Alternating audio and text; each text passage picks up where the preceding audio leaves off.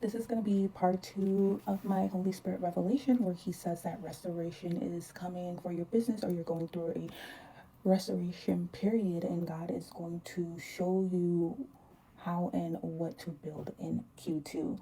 So, in part 1, I left off at how the sequence is clear, right? The message was that you were delivered, you're being provided stability, restoration, the construction of your business is being corrected, right?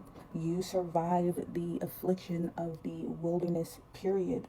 Okay, so Holy Spirit, I was speaking about how that period that you went through, Q1, was essentially a learning process, right? Holy Spirit allowed you to flounder about and figure things out, because your participation, as I've been talking about, is necessary, right? If God just gave you everything, right, you wouldn't appreciate it, right? You wouldn't understand the process, the thinking behind it, the inner workings, the framework. So it was necessary for you to be left alone in order to tinker with your systems, to see what is working, what is not working, so that you could learn, right? You are a builder, right? And the builder needs to see the blueprints. It's really essential for you as a builder, the way your mind works, the way God is training you, for you to see the blueprints, right? Because what Holy Spirit is telling me is that you are a builder who is meant to teach other people.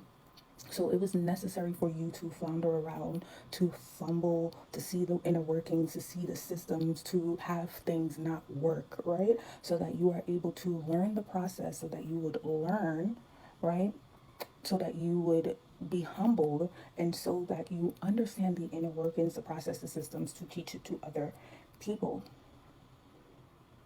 Okay, so God is saying to go back to the pattern, right? To learn the pattern that he was showing you, right? This is what the wilderness season is for you to be learning, to observe, and to be paying attention, right? So that when the pieces connect, it's like this. You hit your acceleration period, right?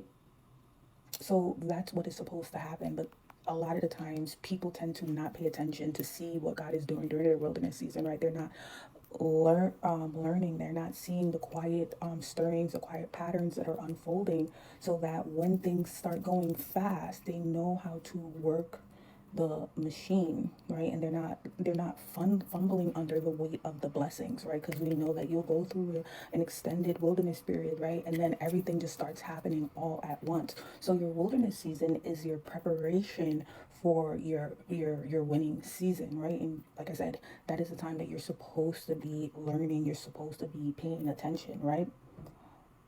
So that's why it was necessary for you to fail, for you to fumble, for nothing to go right, so that you could learn the inner workings, like a mechanic seeing, the inner workings of the car, right? You needed to learn how the vehicle, your business, moves, how it works, right? So you needed to understand your ideal buyer, right? Literally all of the inner workings.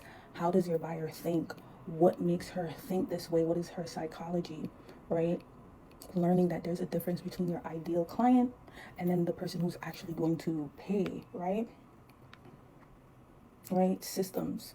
All these little tiny things that seem unimportant is what you were meant to pay attention to. Okay? So, this period, as I said, was meant to humble you, right? And now you are coming to your restoration period, and Holy Spirit is saying that for this level, your humility and your restraint is going to be required, right? Because now things are being turned around, right? He wants you to maintain that same humble posture, right? When things weren't working out, how you were quiet then, right? No flexing, right?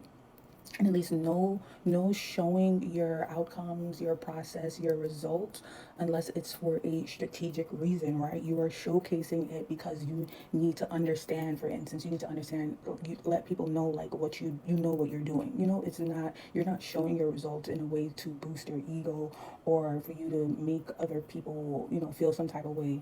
Nothing like that. Anything that you do is strategic, and it's for the betterment of your business. So Holy Spirit says that humility means you do not enter the next level inflated by survival, gifting, insight, or past endurance, right?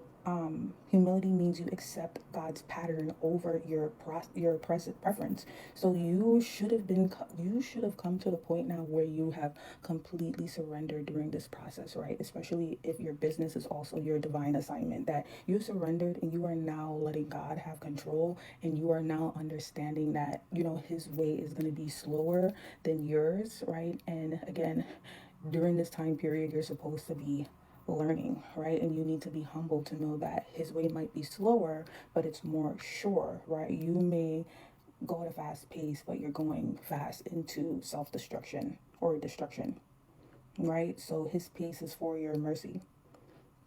So humility means you stop acting like pressure gives you the right to move ahead of instruction, right? You might want to, although I'm giving you this word, right?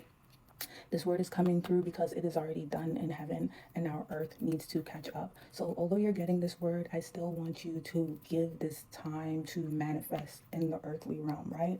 So, you might be feeling like, oh, I got this word. God gave me confirmation. Why is it not happening yet?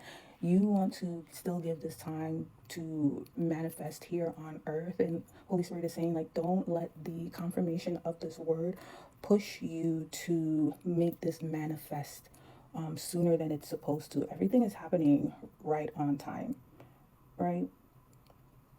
So humility means you do not treat restoration like personal genius. You treat it like stewardship. Everything is continue to remain humble.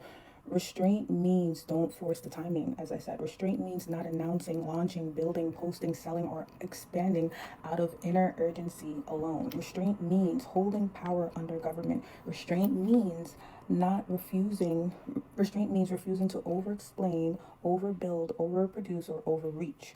And humility governs your identity. Restraint governs movement. The next level requires both, because increase without humility becomes pride, and increase without restraint becomes disorder.